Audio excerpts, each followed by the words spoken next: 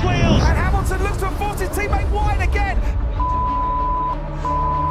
That is so close to contact, and somehow they continue. These are the most heated F1 moments of all time. You guys loved part 1, so I had to make a follow-up video. And to start off strong, this first moment wasn't just heated, it literally turned into flames. It's the 2015 US Grand Prix, and Nico Rosberg has just taken pole, even though he fought until the very end against his teammate Lewis for the title in 2014. It's not Rosberg, it's Lewis Hamilton, champion of the world in 2014. He hasn't been anywhere near him this year. With just 3 races left, Hamilton could clinch the championship right here. It's the showdown here in Texas then. Is this the finale or just part 1? Will it all continue on to Mexico next week? And well, with Hamilton starting right behind him, it was clear that both would go all out at the start. And indeed, they did.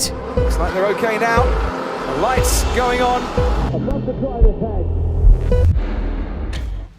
It's lights out and away we go. Hamilton, I think, got the better start there. It's going to be 2 Mercedes going wheel to wheel into the first turn. Verstappen into the inside in about 7th. And Hamilton looks to have forced his teammate wide again. After that nasty move, Rosberg kept fighting to stay in the race for the title lap after lap. Toro Rosso's ahead of the Ferrari again. How long before Rosberg's ahead of Hamilton? Looks like under braking, Rosberg's done it. Down at turn 12, but under acceleration, Hamilton gets past. Now Rosberg's having a go into the next right-hander. The 2 Mercedes fighting it out. This time it's Hamilton that goes slightly off the track. This time it's Rosberg that makes the move stick. Only to end up like this. Hamilton round the final corner. Hamilton, the race winner here in Austin. It's the US Grand Prix for Lewis Hamilton. It's a 1-2 for Mercedes. Anger, frustration, rage. It was all going through Rosberg's mind as he was climbing out of his car, and he had just one image in his head. The inside in about 7th, and Hamilton looks to have forced his teammate wide again. Honestly, I wouldn't have liked it either if my own teammate pulled that on me, especially when the championship was pretty much decided. Could he have won if Hamilton hadn't pulled that move in the first corner? But in the cooldown room, just before the podium, that's where shit hit the fan.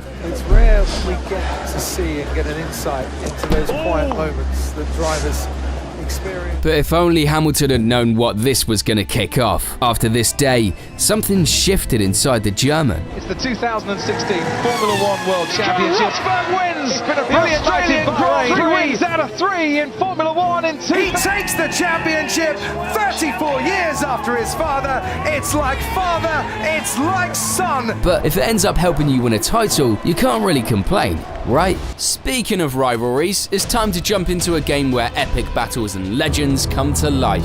Raid Shadow Legends. You know, I'm not usually into games that aren't racing, but Raid Shadow Legends is one of those games that anyone and everyone wants to get into. It's free to play and packed with action on Android, iOS, and PC. Now is literally the best time ever to start playing Raid. For a limited time, new players get 2 epic champions plus 1 legendary champion. And if you use the exclusive code that I've got, you will get a legendary champion for free to get a huge head start. All you have to do is use the promo code Monkey King, available only for new players, through the link below. You'll get none other than Sun Wukong. Why Sun Wukong? I mean, just look at him. He steals buffs from enemies, deals extra damage, and can fully revive himself. All you have to do is click my link in the description or scan the QR code to download Raid and grab these awesome bonuses. And I've created a clan just for us. Daily Fuel Up. You can join us to conquer dungeons, crush tournaments, and dominate the arena. Played Raid before? Don't worry, I've got you covered. Hit the welcome back link in the description, and you'll still get a sweet bonus package, including the champion Tagore. Just a heads up, this deal's only for mobile players. If you haven't started playing yet, click my link in the description or scan my QR code to get insane bonuses available only via my link. You will immediately get a huge starter pack with an epic champion Musilian Mage, and you'll get another starter pack after reaching level 15 that includes an epic Rector Drath. Thank you to Raid Shadow Legends for helping make these videos possible. Now, let's get back to 2007. Fernando Alonso, Felipe Massa, and the Nurburgring. They were both battling for the win at the Nurburgring, just a few laps from the end, and they were putting on a beautiful show. Seconds faster than Massa in these conditions, the back of that Ferrari, and away he goes. Alonso then, tucked up behind Massa. He's got lots of opportunities. 6 laps to go here. Until the battle went a smudge too far. Continually placing. They touch wheels. Incredible. He's got away with it. He takes the lead. behave. That is absolutely the kind of uncompromising stuff you expect from the two-time world champion. And yeah, with them pushing so hard for so many laps, it was bound to end like this. But it didn't stop there. Alonso couldn't just celebrate his win. He had to call out Massa in front of everyone. Ordinary victory. For a long, long time, it didn't look as though it might happen.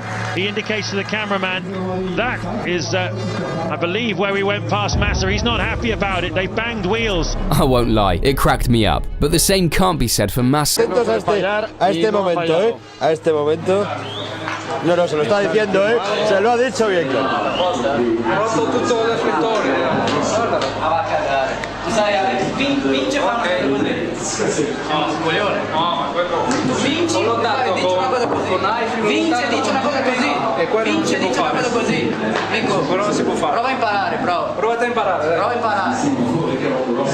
While Massa was airing out their dirty laundry, Alonso simply wanted to remind everyone that he was the winner, and to think they'd end up being teammates. Okay, Fernando is faster than you. It was just as surprising as catching Daniel Ricciardo without a smile. You probably haven't seen him stressed out much, but if we go back just a few years, there's one day Mr. Honey Badger won't ever forget. And wherever you are in the world, ladies and gentlemen, strap yourselves in and welcome along to the ride. It is the 2018 Formula One World Championship. In his now third year as Verstappen's teammate, the gap between the two was only growing bigger and bigger. Verstappen wins the Mexican Grand Prix, which ended up pushing him over the edge. Ricciardo shocked the F1 world by announcing that he was leaving Red Bull at the end of the season. The weight was off my shoulders. I felt like a big degree of stress or whatever was released. So yeah, that for me tells me that, you know, it's for now the right decision, and I'm comfortable with that. So even so, it made sense he wanted to finish his last season with Red Bull on a high note. He wins the Azerbaijan Grand Prix. Ricciardo wins the Chinese Grand Prix. Yes, boys. But things didn't just not get better, they turned into a total nightmare. Ricciardo. I think he got a shove, didn't he? Yeah. The rear wing's gone on that. He got Daniel Ricciardo. Caught up in the shunt as well. That is a big job to change the rear wing. What's happened here to Daniel Ricciardo? Oh, he's had a new engine and it is smoking away. But if you think that was all, well, it wasn't, because it seemed like life just kept throwing more at him. Just a week later in Japan, he couldn't even set a time in Q2 because of another engine issue. I don't know if you saw, but basically lost the power. Okay. Which completely drained his patience. Today.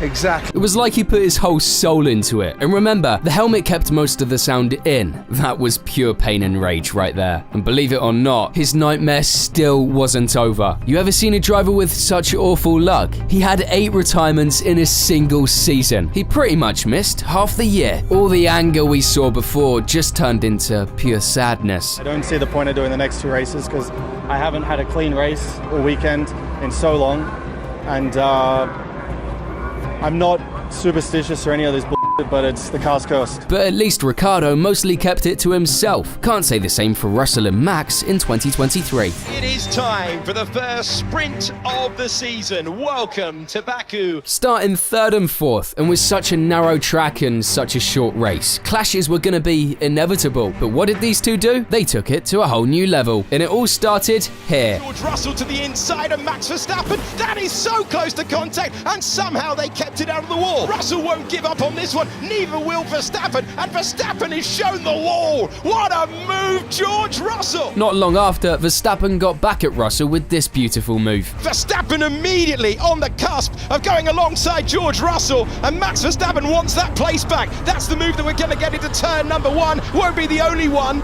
And Sainz gets past Hamilton as well. Verstappen past Russell. Sainz gets past Hamilton. And even though it looked like a pretty clean fight, Verstappen's car ended up damaged because of the contact on the first lap. Just look at Verstappen's face. When he ran into Russell at the end of the race, he just couldn't hold back. Russell checking in. Let's listen in. Mate, we all have no grip. You all need to leave a little bit of space. Yeah, what's your point? Yeah, sure. But expect the next time the same, you know?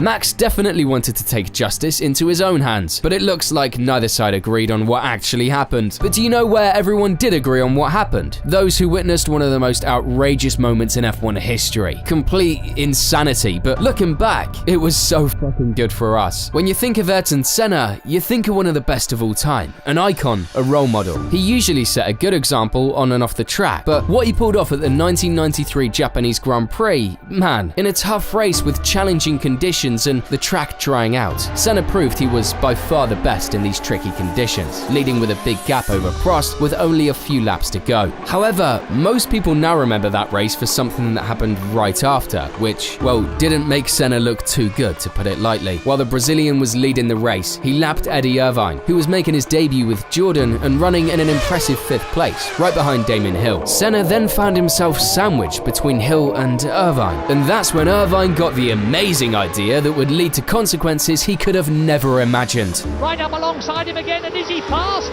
Yes, he is. Eddie Irvine is past Ayrton Senna. In the next lap, well, it looked like he was just battling Senna for the win. And after making Senna's race a nightmare, Irvine went wide. The Brazilian finally got rid of him, and after passing Hill, he lost a total of 15 seconds to Prost. But Senna, being his usual self, went all out and won the race with a lead over 11 seconds. Ayrton Senna has won in Japan, to the delight of his Japanese supporters in their Brazilian outfits. After the race, it was time to celebrate on the podium, a win with a huge lead, showing off his skills. It seemed perfect, right? Well, not for the Brazilian. For him, the celebration didn't last long, because he still had something to sort out. I had lots of scary moments in the race with back markers, just very unprofessional. I mean, if you're leading the race, the guy makes life so difficult for you to overtake, 2, 3, 5 laps, and then when you overtake and they get involved ahead of you, other guys make a mistake and you slow down, the guys come behind you, hitting you, going like banging wheels with you, and I'm leading the race, I'm lapping the guy. So very unprofessional. Well, if he had just left it at that, no one would have even remembered it. But that was nothing compared to what he did next. After the post-race conference, Senna went over to Bernie Ecclestone's motorhome and hung out with Ferrari driver Gerhard Berger. The Austrian offered Senna a glass of schnapps while they watched the race replay. And of course, Senna was still complaining about Irvine. And what did Berger do? Who was it who blocked you? Eddie did a good job today, huh? Senna's face changed, and he quickly headed for the stairs. Any idea where he was off to? Yep, to the Jordan garage. Irvine had just finished an interview after his impressive debut race. If you don't behave properly, if you just repeat what you do, I can guarantee you that. Things heated up fast, and neither of them was backing down. Suddenly, Senna jumped Irvine and punched him straight in the face, sending him flat to the ground. But within minutes, everyone in the paddock knew what had just gone down. The fight was all anyone could talk about for 2 weeks until the next race in Australia. There were rumors of a 2-race ban for Senna, or even suspending his super license for 1994, but he somehow ended up getting away scot-free. Senna did apologize, right? Well, kind of. Nothing justifies hitting him. Nothing justifies, and I'm not justifying myself.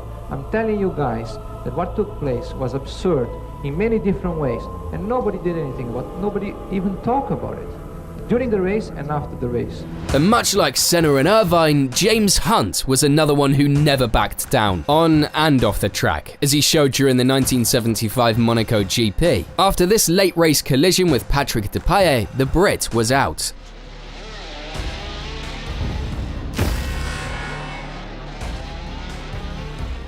And, well, any other driver would just get out of the car and walk away, right? But that was never Hunt's style. He was seriously pissed off about what just happened. Yeah, things heated up really quickly, and honestly, you did not want to be anywhere near Hunt. He wouldn't leave, just so he could wait for Depailler to come back around and do this. Oh, he's furious, he's shown the middle finger. James Hunt goes wild. And after that, I doubt any marshal wanted to go anywhere near him, but the fans, they couldn't have been more excited about the show he just put on. Hunt might be one of the most charismatic drivers ever, but when he got pissed off, he was just a beast. And no, he didn't get any kind of penalty after that. It was just a different era. Can you imagine what would have gone down if that happened today? But as we all know, most of these moments are fire of the moment decisions. But that's not always the case. You'll see what I mean in this video. A special thanks to Raid Shadow Legends for helping make this video possible. Don't forget to check out the link in the description, and as always, thank you for watching.